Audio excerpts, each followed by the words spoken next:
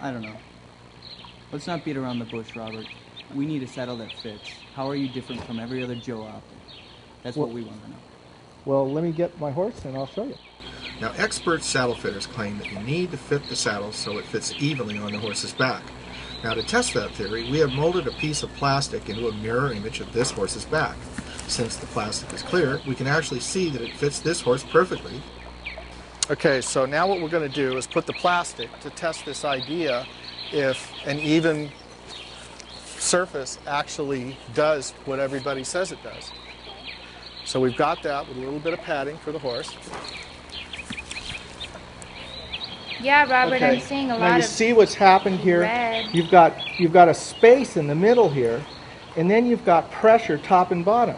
That's called bridging. Okay. That's how you get the white hairs on the horse. But what's interesting is that was the one with the equal distribution. You So got it. You got it. That's the issue. It's not That's the working. issue, that what you've been told for all these years is false. So it doesn't matter if the saddle weight is evenly distributed because when the rider gets in the saddle, it all changes. Exactly. Right? Develop this system? Yeah. I'm really shocked that I've been so misled by all the other saddle companies. I mean, not just me, everybody has been misled. Yeah, I was pretty shocked myself when I found out about it. I mean, I built this thing 10 years ago and started showing it to the saddle makers, and they've been ignoring it. So you mean to tell me they've known about this for 10 years?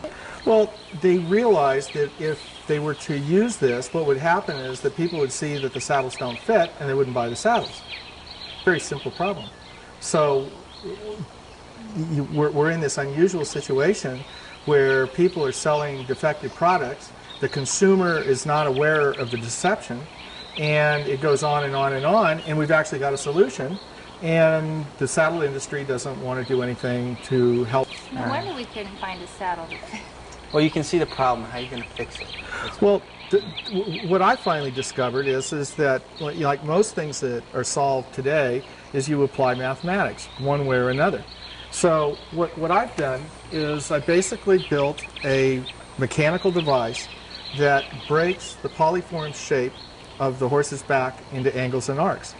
And once you have those areas described, you then can write a formula that's capable of changing the effect of the weight of the rider relative to the weight of the horse. Okay. So what you just saw is that a saddle that is made to fit evenly unladen bridges. So what you have to do is give it more rock so that when the rider goes into it, you now have an even shape. So once you have that, you can then use the computer system to verify that that's true.